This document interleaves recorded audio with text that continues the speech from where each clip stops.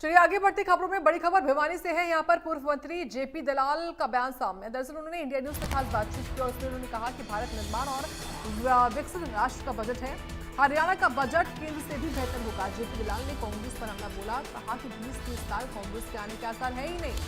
SYL के मुद्दे पर भी उन्होंने प्रतिक्रिया दी। पंजाब को सद्बुद्धि आ गई है। पंजाब सीएम की भाषा से सकारात्मक संकेत मिल रहे हैं, ये उनकी ओर से कहा गया है।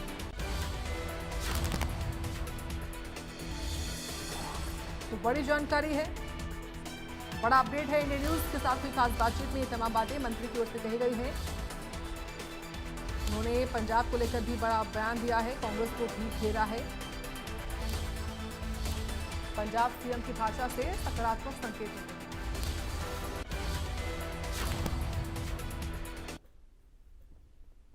करें तो केंद्रीय वित्त मंत्री निर्मला सीतारमण के द्वारा अपना 9वां बजट पेश किया गया है। बजट को लेकर लगातार चाहे सत्ता पक्ष की बात करें या फिर विपक्ष की बात करें, अपने अपने तरीके से राय मशविरा दे रहे हैं। हरियाणा के परिप्रेक्ष्य में अगर बात करें, हरियाणा के पूर्व वित्त मंत्री, हरियाणा के पूर्व कृषि मंत्री जयप्रकाश दलाल जी हमारे साथ, उनसे बात करेंगे। सर, बजट आपने देखा होगा, बजट सुना होगा, किस तरह से लेते हैं इस बजट को? देखिए, मोदी जी का लक्ष्य जो है 2047 में विकसित भारत बनाना है और दीर्घकालीन जो योजनाएं बना करके तभी ऐसा संभव हो सकेगा।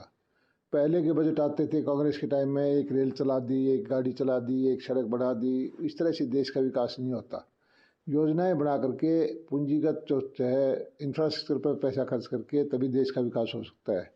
12 लाख करोड़ रुपए देश के जो इंफ्रास्ट्रक्चर पर खर्च होंगे तो उससे देश विकसित होगा और देश आगे बढ़ेगा।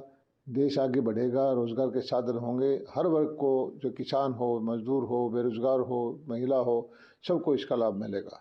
रक्षा हरियाणा में विपक्ष की बात करें, भूपेंद्र सिंह हुड्डा ने इस बजट को भी उसी तरह से करार दिया है कि बजट जो है हरियाणा के लिए, हरियाणा भारत में ही है और हरियाणा के लिए, हरियाणा भारत का विकसित प्रदेशों में से एक है और हरियाणा में सब चीज़ों में तरक्की होगी। हरियाणा में इंडस्ट्री बहुत है, हरियाणा में IT बहुत है, हरियाणा में रोजगार बहुत है। हरियाणा में तो बिहार के लोग दूसरे प्रदेशों के लोग रोजगार के लिए आते हैं। हरियाणा तरक्की करेगा। बजट को दिशाहीन बताया हुड्डा साहब ने, और किसानों के लिए कुछ नहीं दिया गया, ये कहते हैं। उनका काम है कि अपने सरकार की नीतियों को कंडेम करना, बजट को कंडेम करना, वो करते रहे। SYL को लेकर जो साहब आपने प्रयास किए थे, देखिए जब आप कृषि मंत्री थे तब भी चर्चाएं हमने की थी। अभी जो है मीटिंग हुई है 2 राज्यों के मुख्यमंत्रियों की, अधिकारी भी मौजूद थे, कोई हल निकलता दिखता? देखिए, सुप्रीम कोर्ट के अधीन ये मुकदमा है और सुप्रीम कोर्ट ने कहा है कि बैठ के फैसला करो, नहीं तो हम करेंगे। हमारा पक्ष बहुत मजबूत है और पंजाब को भी अब जो इस बार की मीटिंग में मैं पंजाब के मुख्यमंत्री की भाषा को देख कर लगता है कुछ समझ में आने लगी है बात।